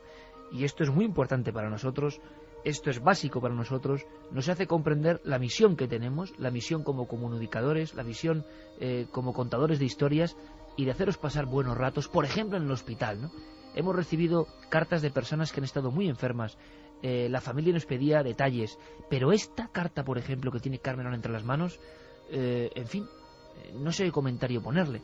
Quizá lo mejor, Carmen, es leerla, porque además es de unos colegas que no conocemos, pero colegas de profesión, y cuentan una historia que, en fin, muestra la ligazón que tienen con nuestro programa. Pues sí, que era una carta que cuando llegaba a la redacción nos ponía todos los pelos de punta por lo sentida que es y por la situación que ha tenido que vivir la persona que nos la enviaba. Nos decía: hola Iker, me llamo Marianne y soy la esposa de un gran seguidor tuyo, de tus programas, tanto en radio como en televisión, y de tus libros. Quería pedirte algo. Resulta que mi marido ha estado en coma durante una semana y sigue en la UCI de Denia en estos momentos. Cuando despertó ni tan siquiera recordaba de dónde era yo, pero lo primero que me dijo fue: tráeme el anillo y el libro de Iker Jiménez. Llevamos casi 5 meses de casados y la verdad es que ha estado realmente grave. A mí me gustaría que pudieras mandarme alguna dedicatoria de ánimo para que se recuperara pronto. Sería algo muy alentador en estos momentos tan difíciles y de soledad para él. Él es un apasionado de todo lo paranormal. Se llama Víctor Buigues, tiene 37 años, es cámara y vivimos en Denia. Nos conocimos trabajando. Yo también soy periodista. Iker, muchas gracias por tu amabilidad y espero que pronto podamos verte, mi marido y yo juntos, los domingos por la noche en casa, como siempre solíamos hacer. Admiramos tu profesionalidad y sobre todo cómo sabes contar las cosas, cómo transmites tu pasión. Un saludo, Marianne. Bueno, pues lo único que puedo hacer es contestar en plural, porque yo soy individuo, pero el programa y lo que vosotros recibís lo hacemos muchas personas que bien conoce Víctor seguro: Santiago, Juanje, Guillermo León, Carlos Cala, Carlos Largo, Fermín Agustí, Geray, Noel, una familia muy grande, ¿verdad, Carmen? Una familia muy grande. Sí. Javier Pérez Campos, los amigos que estaban hoy, o sea, todos, ni siquiera solo el equipo habitual, sino todos los que vienen aquí tienen un poquito, ¿no?, de esa misión, que es llevaros unos momentos de reflexión, de imaginación, de fantasía. En fin, amigo Víctor, no hablo por mí, sino por todo este equipo inmenso, y solo te deseo lo mejor. Te deseo que los hados, que los misterios, que las energías que mueven el mundo te sean propicias y te ayuden, te den un impulso, te insuflen alas, y que dentro de muy poco no solo nos veas, sino te pases por aquí, nos saludes, disfrutes de la compañía. Y, en fin, que estamos convencidos, te lo digo con todo el ánimo, estamos convencidos de que te va a ir bien, de que vas a salir de ese trance, de que vas a salir de ese momento complicado, y es una ilusión la que nos das. No solo te ayudamos nosotros a ti, sino que tú nos ayudas a nosotros en momentos importantes para comprender lo que somos y por qué hacemos lo que hacemos. Así que, amigo, muchas gracias, y no solo a ti, Víctor, sé que lo entenderás, sino a toda la gente que ahora, por ejemplo, está en un hospital, que está sola, que lo pasa mal. Pues ese mismo impulso, ese mismo espíritu, ese mismo oxígeno que se tiene que intentar que peleemos por estar mejor. Y tu pelea, la tuya, es importante y vas a salir victorioso, como dice tu nombre. Amigo, saludos cósmicos, milenarios, mucha suerte, alegría para ti. Entenderéis que es que uno no sabe ni lo que dice, porque es muy difícil, ¿no? Es complicado, sí, pero ha tenido una experiencia que solo la podrá comprender en algún momento, una experiencia iniciática en la que mucha gente en ese estado recuerda estar en muchos sitios, en muchos lugares, con personas a las que quería. Y también es muy importante, porque parece que no, pero yo he visto a enfermeras hablar a gente que estaba en coma, y es importante que los familiares hablen a esas personas que en ese momento están viviendo un trance, pero que, gracias a Dios, por ejemplo, en el caso de Víctor, ha vuelto, ¿no? Con una esposa tan joven, con una esposa con la que empieza una nueva vida, pues ha tenido que regresar, y nosotros le damos la enhorabuena por eso. Y que estarán los dos seguro escuchándonos, y anda que no nos quedan por vivir historias. Santiago. Mi abuela tenía una coletilla que decía muchas veces que era: en una vida, muchas vidas. Y qué buena. Y la verdad es que en momentos como este uno se da cuenta de la cantidad de vidas que rozamos todas las noches, aunque solo sea un poquito, aunque solo sea como el leve roce de una pluma. Pero si ya en cada vida, pues en la de tuya, en la mía, en la de cualquiera de nuestros oyentes, pues están todas las vidas de todas las personas que hemos conocido, fíjate la cantidad de vidas en las que están las personas que nos conocen a nosotros sin que nosotros lo sepamos. Es una de esas cosas que no sé muy bien por qué, ni sabría justificarlo, pero que esta noche, en este instante, a mí me ponen los pelos de punta. Un abrazo de todo el equipo que hace Milenio, que hace Cuarto Milenio, que se sube en esta nave, y que al final lo importante es esto, pero más de cualquier historia, ¿no? Estamos para pasar buenos momentos juntos, para motivarnos juntos, para ir un poco a contracorriente juntos, ¿verdad? Hasta para sentirnos que somos una inmensa minoría porque, en fin, vemos que el mundo está muy complicado y nosotros vamos con otras historias. Hemos recibido otra carta muy emocionante, para mí muy emocionante, y fíjate si es emocionante, Santi, tú lo vas a entender muy bien, se lo decía Carmen, es una carta que, bueno, no vamos a leer porque, en fin, pues por modestia, ¿no? Pero la escribe Damián Santiago Lago. Damián Santiago Lago es un compañero de Radio Gorbea. Estos compañeros eran de Canal Nou en Valencia, Víctor y su esposa. Este compañero es de Radio Gorbea, y me he dado cuenta que este chico, Damián Santiago, bueno, pues desde la época en que yo hacía aquel boletín, La Última Hora, él se suscribía. Era uno de los que sí, era uno de los que enviábamos en el sobre, aquella revistilla que hacíamos, ¿no? Y en el fondo es una carta de esas que te dice: oye, qué ilusión estar con vosotros, ¿no? Y ¿sabéis lo que ocurre? Que muchas veces con internet, con los mails, como es tanta la cantidad de información que recibimos, por ejemplo ahora que vamos a leer algunas de las informaciones, es tanta y tanta que a veces no te da tiempo a procesarla, y en ocasiones la carta de papel hace que te detengas, y cuando tienes estos mensajes, pues bueno, que son emocionantes, amigos, son auténticamente emocionantes. Gracias por estar ahí. Hace poco lo pensaba, Santi. Yo llevo una década en la cadena SER, ¿eh? Este equipo lleva prácticamente lo mismo, pero una década en la cadena SER y un lustro en la televisión. No está mal, ¿eh? Son muchas vidas. Los programas también son muchas vidas, Santi. Qué buena la cita de tu abuela. Lo decía. Las abuelas son sabias, ¿eh? Lo decía muy a menudo. En una vida, muchas vidas. En una vida, muchas vidas. Bueno, es que eso es sabiduría y saber titular, ¿eh? Sí, sí. Y fíjate que hay algo de... estaba pues esta semana catalogando mis libros y tal, y es curioso porque entre las páginas de uno me encontré, yo creo que la primera carta elogiosa que alguien mandó a la revista Enigma, segunda vez que lo citamos hoy, ese periodo, sobre un artículo mío. Ni me acordaba de la existencia de tal carta, pero de repente un sobre tal, Santiago Camacho, redacción, lo abro, ¿qué será esto? Y claro, cuando ya iba por la mitad y no lo guardé por vanidad, lo guardé yo creo que por cariño, ¿no? Y por que fue yo creo que el primer reconocimiento de verdad, del que valoras, que es del de la gente que te diriges. Y es curioso porque efectivamente guardar eso, el papel, ahora que están tan de moda los libros electrónicos, que yo soy un fanático de la tecnología y creo que todo tiene que avanzar, pero efectivamente el papel tiene una magia algo mágico, que no tiene el beat. Si algún día sacáramos las miles de cartas que conservamos, ¿verdad? De todas esas cartas que nos manda la gente a la radio, a la televisión, que nos enviaban a la revista. Y también que respondemos en global y tienen que entenderlo la gente, ¿no? Porque yo lo entiendo. La persona que con mucha ilusión, igual desde un hospital, o nos envía un mail y a veces te lo encuentras, oye, no respondiste, es que es físicamente imposible responder a todos, y en ocasiones por eso respondemos de esta forma y os dedicamos unos minutos porque os sentimos pues con ese lazo tan importante, ¿no? Sin ese sentido que tenéis muchos, la inmensa mayoría de nuestros oyentes, sin esa forma de orgullo de pertenecer a esta familia, nosotros desde luego, amigos, no llevaríamos aquí el tiempo que llevamos. Eso está clarísimo, y vamos, es una misión que hacemos entre todos, los que estáis al otro lado y nosotros. Por cierto, vamos a darnos una vuelta por la historia y ahora vamos con eso, con vuestras comunicaciones. ¿Cómo va la encuesta? La encuesta: ¿crees en las abducciones extraterrestres? Sí, 58,7%, no 41,3%. No está nada mal.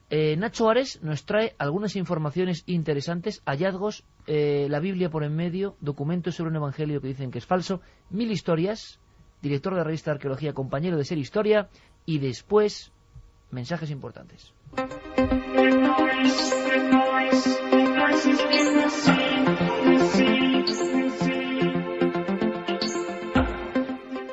Una de las joyas de la Universidad de Chicago, el Códice de Marcos Arcaico, es, según expertos de Estados Unidos y del Reino Unido, una falsificación realizada a finales del siglo XIX o principios del XX. Escuchamos a Antonio Piñero, catedrático de Filología Griega de la Universidad Complutense de Madrid. Este es un caso más, precisamente, de los múltiples falsos que se han producido a lo largo de la historia con manuscritos del Nuevo Testamento. Así que esto pues es uno más. Prácticamente el que se demuestre que un manuscrito del siglo XIV es falso no afecta para nada a propósito de los testigos o manuscritos que tenemos del Evangelio de Marcos. Las sospechas comenzaron hace más de 6 décadas, pero no fue hasta el año 2007 cuando por fin se dio permiso a que un equipo de expertos internacional lo estudiara.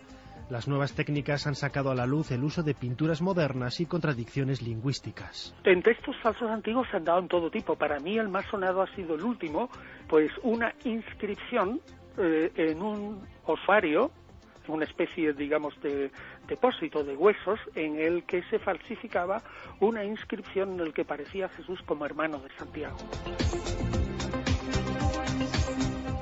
La Universidad de Chicago conservará el Evangelio de Marcos Arcaico para promover el estudio e investigación de falsificaciones de documentos antiguos.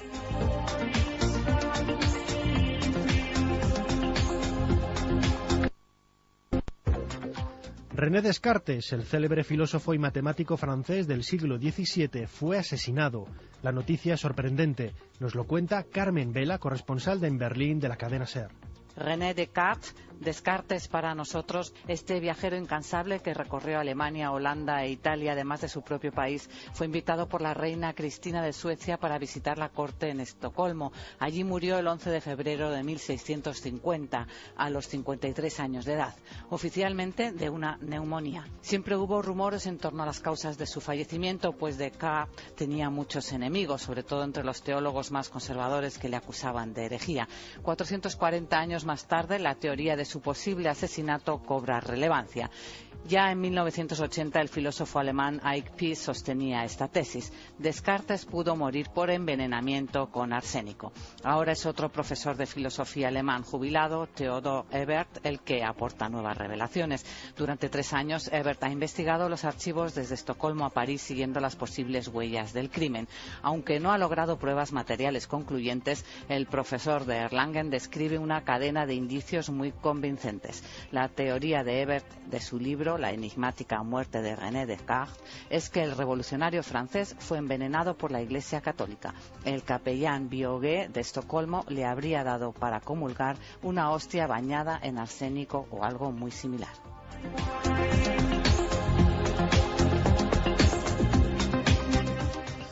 Los restos humanos de un hombre descubiertos en una tumba de Boutier-Boulancourt, al sur de París, con evidencias claras de haber superado con éxito una amputación hace casi 7.000 años, han obligado a replantear la historia de esta disciplina médica. La ausencia de uno de los brazos en el enterramiento, así como el perfecto corte que se puede ver en el hueso, demuestran que la operación fue todo un éxito.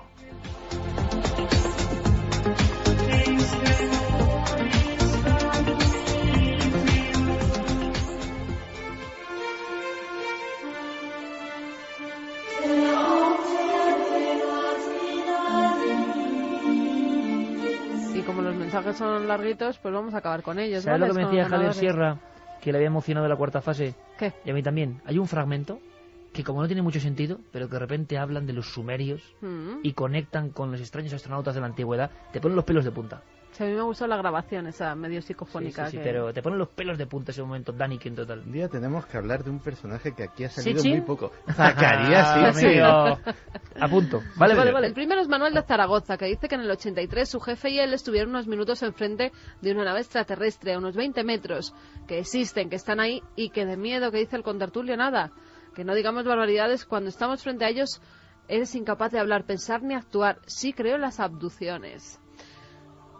Otro de los pósters es para Antonio Marina desde Ginés. Nos dice: creo en las abducciones y en los extraterrestres. Creo que nos vigilan desde hace mucho tiempo y que algún día no muy lejano nos visitarán.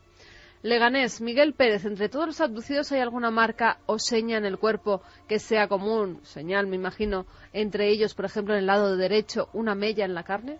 No, las más habituales son las que se dan por sangrado en nariz y oídos, frecuente y poco natural, y luego en la parte interior de codos y rodillas, o sea, lo que sería dentro de la articulación, que aparezca algún tipo de protuberancia o básicamente cicatrices no explicadas que aparecen prácticamente en cualquier parte del cuerpo, con lo cual no hay una marca del abducido. Otro póster para Marisa que dice: yo hace unos años tuve sueños telepáticos con un pequeño ser extraterrestre de guerras y que su civilización era pacífica. José de Móstoles es otro de los ganadores. Apariciones, visitantes nocturnos, abducciones, poltergeist, fantasmas, ¿no serán distintos fenómenos que parten de un mismo origen? Fátima de Cádiz es otra de las ganadoras. Creo que a veces sí se tratara de extraterrestres, pero oiré a los expertos, porque también creo que podría ser por causas mentales. Recuerdo una película de Walken que hablaba del tema. Mítico también... y bizarro Christopher Walken. Christopher Walken, que da comunión. Claro, que era como la adaptación cinematográfica del libro de Whitley Strieber. También era un hecho real. ¿Qué piensa Iker? En tu libro La Noche del Miedo creo que das por hecho que existen, nos decía David. Bueno, de La Noche del Miedo os voy a hablar ahora por una circunstancia curiosísima. Ahora os cuento. Marga, que nos decía: queridos amigos milenarios, como he manifestado, los llamados extraterrestres llevan mucho tiempo visitando la Tierra y sí, su alta tecnología y estudios sobre los humanos les han permitido conocernos profundamente, incluso a niveles de clonaciones. Es de esperar que ya están instalados en nuestra sociedad. Nuria, que es de Madrid, dice que una noche hace 20 años, cuando tenía 7, se despertó y a los pies de su cama vio a un ser de forma humanoide. Pero desde luego no era humano, estatura baja, cabeza grande y vestía unas extrañas ropas con una especie de túnica. Su sentimiento: miedo y angustia.